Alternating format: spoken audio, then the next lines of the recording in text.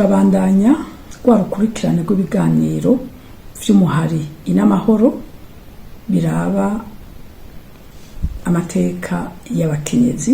Ubu turi guca 22.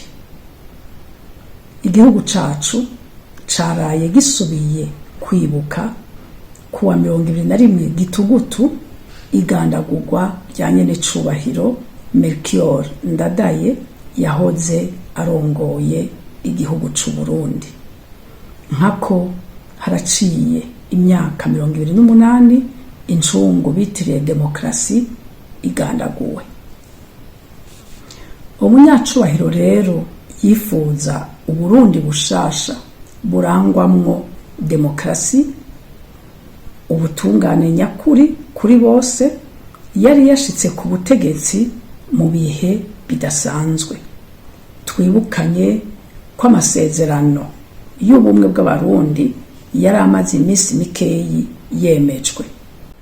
Umuhari n'amahoro wagira ufata kanya muri iki kiringo tukiriko turibuka iyo ncungu ya demokrasi, ugaruke ku bintu bihambaye vyawushitse ku nyota naho iyo ntwaro yamaze amezi 3 gusa. Abarundi n'abarundi kazi ku vy'umwihariko baribuka ko iyo ntwaro ariyo yagenye ubwa mbere umukenyezi mu mabanga hambaye yo kurongora leta y'igihugu.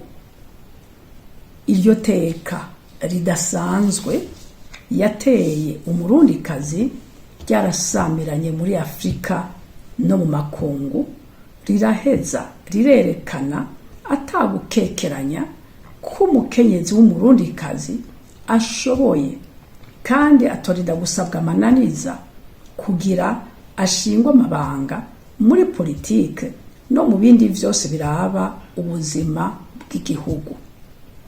Umuhari inamahoro wagomvye gushira habona intambwe abakenyezi bateye bifatiye ku muzo wa demokrasi mu gihugu c'u Burundi.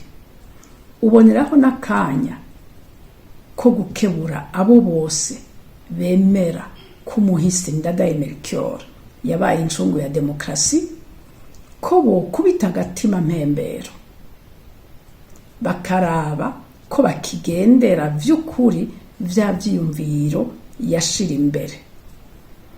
Uwo mwanya rero utobera akaryo ko kwisuzuma kugira turabe ko twagumije iragi ry'iyo ncungu ya demokrasi Ndadaye Melchior.